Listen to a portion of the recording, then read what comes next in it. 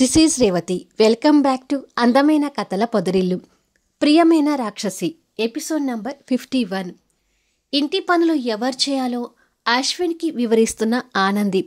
Ashwin reaction ఏంటి? కథలకు వెళ్ళబోయే ముందు దయచేసి వీడియోకి ఒక లైక్ ఇవ్వండి, అలాగే హ్యాపీ ఇచ్చి వీడియోని సపోర్ట్ చేయండి.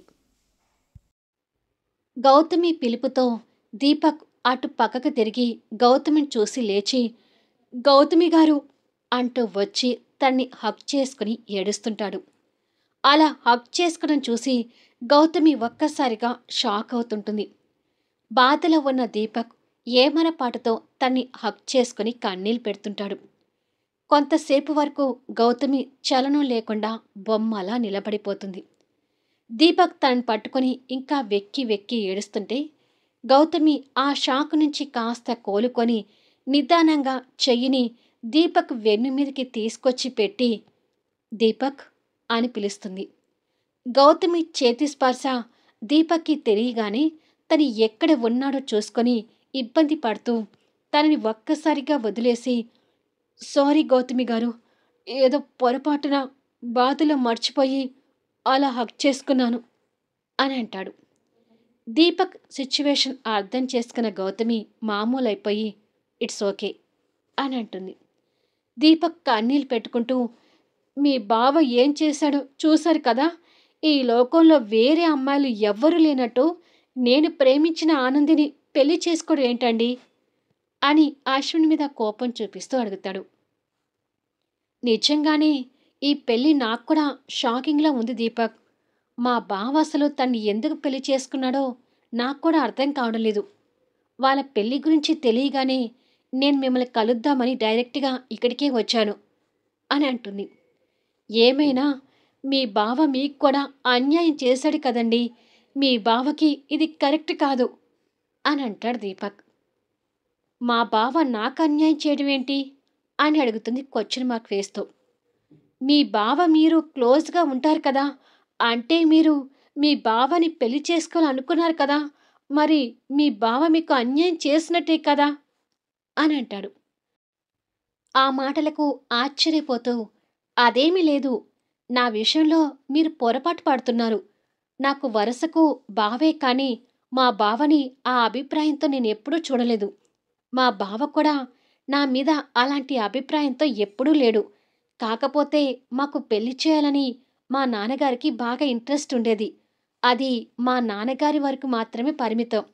బిజినెస్ పర్పస్ మీదనే నేను బావ ఆఫీస్కి రావటం, మా బావతో మాట్లాడమే జరుగుతుంది తప్ప ఇంకొక ఉద్దేశం ఏమీ లేదు అని చెప్తుంది. అలాగా, మీరు కాబోయే భార్యాభర్తలేమో అనుకొని పొరపాటు పడ్డాను అని అంటాడు దీపక్. గౌతమి విని మౌనంగా ఉంటుంది. అయినా మీరైనా మీ బావని ప్రేమిస్తే మీ సొమ్మేం పోయిందండి అని అడుగుతాడు కాస్త కోపంగా. దీపక్ మాటలకు నొసలు ముడిచి అర్థం కానట్టుగా చూస్తుంది. మీరు మీ బావని ప్రేమించుంటే మీ బావ మా ఆనందిని వదిలేసేవాడు కదా, అప్పుడు ఆనందికి నాకు పెళ్ళి అయిపోయేది కదా అని అంటాడు. ఇది మరీ బాగుంది దీపక్. మీరు ఆనందిని పెళ్లి చేసుకోవడం కోసం నేను మా బావని ప్రేమించాలని చెప్పడం అన్యాయంగా లేదా? మీరు బాధలో ఉండి ఏదేదో మాట్లాడుతున్నారు. ప్లీజ్ ముందు ఆ బాధ నుండి బయటికి రండి అని అంటుంది. మీలాగా చెప్పేవాళ్ళు ఎన్నేను చెప్తారండి, కానీ ఆ బాధ అనుభవించేది నేను కదా.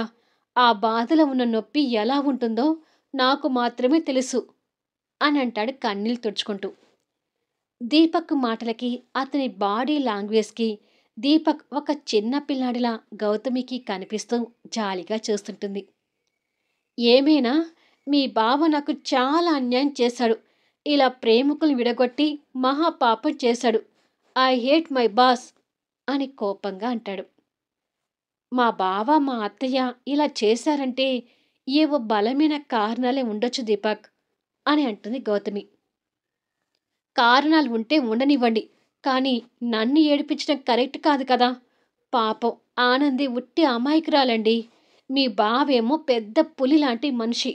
ఒక్క ఎంప్లాయీగా నేనే అతని శాడిజాన్ని తట్టుకోలేకపోతున్నాను. ఇక అమాయకురాలైన ఆనంది మీ బావ శాడిజాన్ని తట్టుకోగలుగుతుందంటారా అని అడుగుతాడు. దీపక్ అలా మాట్లాడుతున్నప్పుడు గౌతమికి ఫస్ట్ తన భావం చూసినప్పుడు నా జీవితంలోకి వచ్చే అమ్మాయి హ్యాపీగా ఉండదు అని చెప్పిన మాటలు గుర్తు తెచ్చుకొని కంగారు పడుతుంటుంది. ఆనంది ఈ ఇంటికి కోడలుగా వస్తే మా అమ్మ, మా నాన్న, నేను తన్ని కంటికి రెప్పలా చూసుకోవాలని ఎన్నో అనుకున్నాం.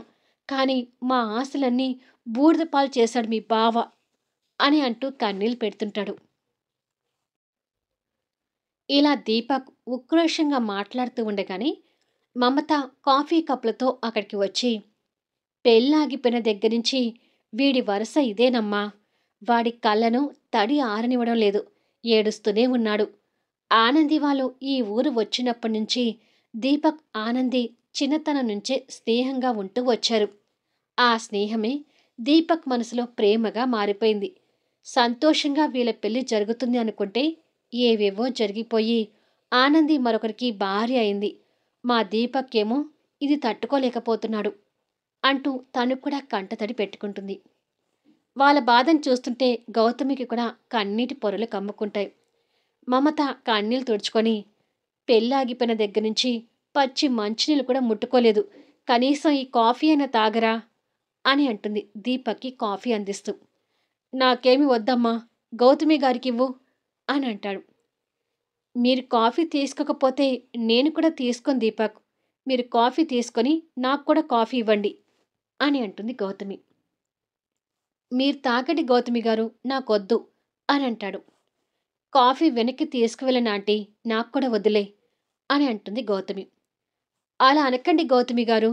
సరే, నేను కూడా తాగుతాను అని చెప్పి దీపక్ ట్రేలో ఉన్న 2 కప్పులు తీసుకుని తనకొక కప్ ఇచ్చి దీపక్ కూడా తాగుతుంటాడు.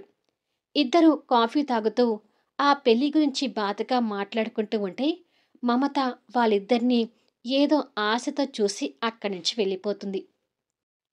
ఏమైనా వరసకి మా అమ్మాయిని పెట్టుకొని నువ్వు ఆనందిని ఇంటి కోడలిగా చేసుకోవడం నాకు నచ్చలేదు నందిత అని సుదర్శన్ కాస్త ధైర్యం చేసి నందితను అడుగుతాడు. తన పని నచ్చలేదు అని చెప్పినందుకు నందిత సుదర్శన్ వైపు కోపంగా చూస్తూ ఉంటుంది. సంగీత కూడా కాస్త బాధగానే ఉంటుంది. ఆయన అభిప్రాయం ఆల్రెడీ తెలిసిన అశ్విన్ మౌనంగా కూర్చొని ఉంటాడు. నందిత అదే కోపంతో చూస్తూ, నా కొడుకు పెళ్ళి నా కొడుకు ఇష్టపూర్వకంగా, నా ఇష్టపూర్వకంగా జరిగింది కాబట్టి ఇందులో నీకు నచ్చాల్సింది ఏముందన్నయ్య అని అడుగుతుంది. అది కాదు నందిత, గౌతమి మీ ఇంటి కోడలు చేయాలని నేను ఎన్నో ఆశలు అని సుదర్శన్ చెప్పబోతుండగా నందిత కోపంగా లేచి, మాట్లాడొద్దు అన్నట్టుగా చెయ్యి అడ్డు పెడుతుంది. నందిత లేచేసరికి సుదర్శన్, సంగీత, అశ్విన్ కూడా లేచి నిలబడతారు. నీ కూతురి నా ఇంటి కోడలుగా చేసుకుంటానని నీకెప్పుడైనా చెప్పానా? ఎవరు పెట్టుకోమన్నారు ఆశలు అని అడుగుతుంది నందిత. నందిత సీరియస్ అయ్యేసరికి సుదర్శన్లో ధైర్యం చచ్చిపోయి భయపడుతుంటాడు. గౌతమి చాలా మంచి అమ్మాయి. తనకి మంచి భర్త రావాలని నేను మనస్ఫూర్తిగా కోరుకుంటున్నాను. తనకి సంబంధాలు చూడటంలో నేను కూడా సహాయం చేస్తాను. ఆల్రెడీ నా కొడుక్కి పెళ్ళైపోయింది కాబట్టి ఇక గౌతమి ఈ ఇంటి కోడలు కావడం అనే విషయాన్ని ఇంకెప్పుడు తీసుకురాకండి అని అంటుంది. సరే అన్నట్టుగా సుదర్శన్ తల ఊపుతాడు. నందిత ఆ భార్యాభర్తలిద్దరినీ కోపంగా చూసి అక్కడి నుంచి స్టెప్స్ ఎక్కి పైకి తన రూంలోకి వెళ్ళిపోతుంది. అశ్విన్ వాళ్ళ దగ్గరికి వచ్చి, మీరు ఆశలు పెట్టుకున్నారేమో కానీ గౌతమికి నాకు ఆ ఉద్దేశం ఎప్పుడూ లేదు మావయ్య. అమ్మ సీరియస్గా మాట్లాడిందని తన మాటలు పట్టించుకోకండి. గౌతమి గురించి అమ్మ కోరుకున్నట్టే నేను కోరుకుంటున్నాను. తనకి ఒక మంచి వ్యక్తి జీవితంలోకి వస్తాడు. మీరిప్పుడు బాధపడినా ఉపయోగం లేదు.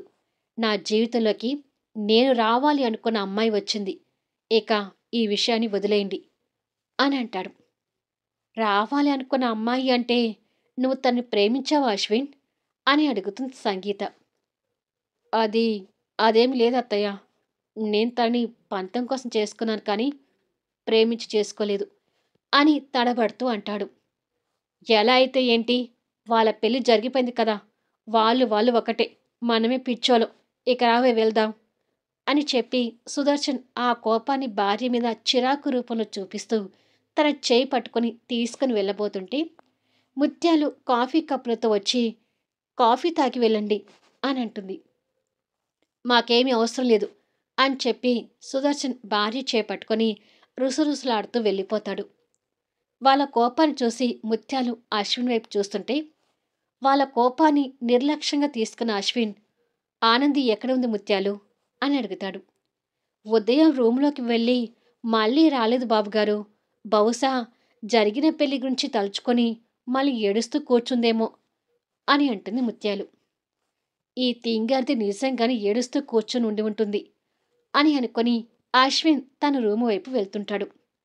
అశ్విన్ తన రూంలోకి వెళ్ళేసరికి ఆనంది సోఫాలో బాసింపట్లు వేసుకొని కూర్చొని టామ్ అండ్ జెర్రీ ప్రోగ్రాం పెట్టుకొని ఇంట్రెస్టింగ్గా చూస్తూ నవ్వుతూ ఉంటుంది. ఏడుస్తూ ఉంటుందనుకున్న ఆనంది ఆనందంతో నవ్వుతూ ఉండేసరికి ఈ యముడు ఒకంత షాక్ అవుతుంటాడు. టీవీలో టామ్ అండ్ జెర్రీ చేసుకుంటున్న జిమ్మిక్కులను చూసి నవ్వుతూ భలే భలే అంటూ చప్పట్లు కొడుతూ ఆనందపడుతుంటుంది. తను అలా ఎంజాయ్ చేస్తుంటే ఈ యముడికి కోపం పీక్స్లోకి పోయి నిన్ను అంటూ అటు ఇటు చూస్తాడు. ఒక మూలకి చీపిరి ఉంటే అది తీసుకొని కోపంగా తన మీదికి విసురుతాడు. ఆ చీపిరి మీదికి రావటం గమనించి చేతులతో క్యాచ్ పట్టుకొని దగ్గరికి వస్తున్న యముణ్ణి చూడగానే మొహంలో ఆనందం మాయమై భయంగా లేచి అమాయకంగా చూస్తూ నిలబడుతుంది. టీవీ చూస్తూ ఎంజాయ్ చేస్తుంటే ఇంటి పనులు ఎవరు చేస్తారే అని అడుగుతాడు. ఆనంది చేతిలో ఉన్న చీపిరి చూసుకొని, ఓసి ఈ పనులు ఎవరు చేస్తారో కూడా నీకు తెలియదాయమ్మా? అయితే నేను వివరంగా చెప్తాను, నువ్వు శ్రద్ధగా విను. ఇలాంటి పనులు మా ఇంట్లో మా బామ్మ చేస్తుంది కాబట్టి మీ ఇంట్లో మీ అమ్మ చేయాలి అని అంటూ ఆ చీపిరిని అశ్విన్ చేతిలో పెట్టి, వెళ్ళి దీనిని మీ అమ్మకివ్వండి, శుభ్రంగా ఊడ్చిపెడుతుంది అని చెప్పి ఏదో అశ్వినికి తెలియని క్వశ్చన్కి తెలివిగా ఆన్సర్ చెప్పినట్టుగా బిల్డప్ ఇస్తూ ఈహిహి అంటూ పళ్ళు వీకిలించి నవ్వుతూ ఉంటుంది. నిన్ను అంటూ తన మీదకి చీపిరి కట్ట లేపుతాడు. ఆ భయానికి ఆనంది వెనక్కి బెండైపోయి, ఏంటి అమ్మా చీపిరి నా మీదకెత్తుతున్నావు అని అడుగుతుంది. చీపురు పెట్టి ఊడవలేదనుకో ఈ చీపిరి కట్టతోనే 4 పీకుతాను అని అంటాడు. బెండైన తను స్ట్రైట్ అయిపోయి, ఏంటి నేను ఊడవాలా? నాకిలాంటి పనులు చేయడం రాదు. అసలు చీపిరి ఎలా పట్టుకోవాలో కూడా నాకు తెలియదు అని అంటుంది. రాకపోతే నేర్చుకో, ముందు చీపిరి పట్టి వంగు అని చెప్పి తన చేతిలో చీపిరి పెడతాడు. ఆనంది బాధగా చూస్తూ, నువ్వు మా అన్నయ్యకి చెప్పింది నిజమేనాయమ్మా? నన్ను నిజంగానే పని మనిషిని చేయడం కోసమే నన్ను పెళ్లి చేసుకున్నావా అని అమాయకంగా అడుగుతుంది. ఏం నీకింకా డౌటా అని అడుగుతాడు. ఇది అన్యాయం అమ్మా, కట్టుకున్న భార్యని ఎవరైనా పని మనిషిని చేస్తారా అని అడుగుతుంది. నేను చేస్తాను కదా అని అంటాడు నిర్లక్ష్యంగా. నా మీద నీకు కొంచెం కూడా జాలి వేయడం లేదాయమ్మా అని ఇన్నోసెంట్ ఫేస్తో అడుగుతుంది. నువ్వు ఇలాగే మాట్లాడావి అనుకో, జాలి బదులు నాకింకా బీపీ పీక్స్లోకి పోయి కంటిన్యూగా చీపిరి కట్టతో కొడుతూ పని చేయిస్తాను అని అంటాడు. అమ్మో వద్దులే, ఊడ్చి పెడతానులే అని అంటుంది భయంగా చూస్తూ. మరి కానివో అని అంటాడు. ఆనంది కింద ఫ్లోర్ చూసేసరికి నీట్గా కనిపిస్తూ ఉంటుంది. ఆల్రెడీ ఇక్కడ నీట్గానే ఉంది కదయమ్మా, చెత్త లేనప్పుడు ఎలా ఊడవాలి అని అడుగుతుంది. అయితే నా రూమ్లో క్లీన్ చేద్దు గాని పద అని అంటాడు.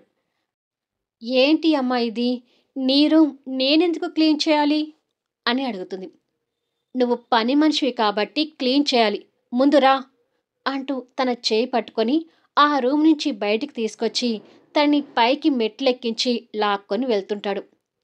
అశ్విన్ లాక్కొని రావడం వల్ల ఆనంది చేతిలో చీపిరి కట్ట పట్టుకొని బలవంతంగా ఆ రూమ్లోకి వచ్చి ఆ రూమ్ అంతా చూస్తుంది. ఆ రూమ్లో కూడా ఎక్కడి సామాన్లు అక్కడ నీట్గా సర్ది పొందిగ్గా అందంగా కనిపిస్తూ ఉంటుంది. ఈ రూమ్ కూడా బాగానే ఉంది కదయ్యమ్మా! క్లీన్ చేసేది ఏముంది? అని అడుగుతుంది. క్లీన్‌గా ఉన్నా సరే, నువ్వు వంగి చీపురు పట్టి రూమ్ ఊడవాలి. ఈ రూమ్ ఊడ్చిన తర్వాత మళ్ళీ మా అమ్మ రూమ్‌లోకి వెళ్లి క్లీన్ చెయ్యి. అలా నువ్వు ఏదో ఒక పని చేస్తూనే ఉండాలి. ఖాళీగా కూర్చొని టీవీ చూస్తూ ఈహిహి అని నవ్వావనుకో పళ్ళు రాలకొడతాను అనంటాడు. ఇంకెక్కడ నవ్వు? నువ్వు కలలో యముడి రూపంలో కనిపించిన దగ్గర నుంచి నా ఆనందం అంతా ఉష్కాకి అని మనసులో అనుకుంటుంది. ఏంటి? నేను చెప్పింది అర్థమైందా? రూమ్ ఇంకా క్లీన్‌గా మెరిసిపోతూ ఉండాలి అని అంటాడు. సరే అని ఏడుపు మొహంతో తల ఊపుతుంది. నేను స్నానం చేసొస్తాను. నేను వచ్చేసరికి ఈ రూమ్ క్లీన్ చేయటం అయిపోవాలి. తర్వాత మా అమ్మ రూమ్‌లోకి తీసుకువెళ్తాను అని చెప్పి టవల్ తీసుకొని వాష్‌రూమ్‌లోకి వెళ్ళిపోతాడు. ఆనంది నీట్‌గా ఉన్న రూమ్ మళ్ళీ ఒకసారి చూసుకొని, అసలు చెత్తలేని రూమ్‌ని ఎలా క్లీన్ చేయాలి? మామూలుగానే మనకు రూమ్ క్లీన్ చేయటం రాదు. ఇక చెత్త లేనప్పుడు రూమ్ క్లీన్ చేయటం ఎలా వస్తుంది? ఏంటో ఈ యమ్మకి అసలు హార్ట్ లేదు. చెప్పినా అర్థం చేసుకోడు అని చీపుర్ని ఎలా పట్టుకోవాలో ప్రాక్టీస్ చేస్తూ అటూ ఇటూ చీపుర్ని మూవ్ చేస్తుంటే ఆ చీపిరి తన వెనుకగా ఉన్న టేబుల్ లేట్‌కి తగిలి టాపున కింద పడి పగిలి ముక్కలై రూమ్ అంతా పరుచుకుంటుంది. ఇక్కడ కూడా ఏదో తేడా కొడుతుంది కదా! పాపం అశ్విన్. ఆ రూమ్‌ని ఏం చేస్తుందో నెక్స్ట్ వీడియోలో చూద్దాం. కథ నచ్చితే దయచేసి లైక్ చేయండి, హైప్ ఇవ్వండి. మీ అమూల్యమైన కామెంట్స్ షేర్ చేయండి. Thank you for listening.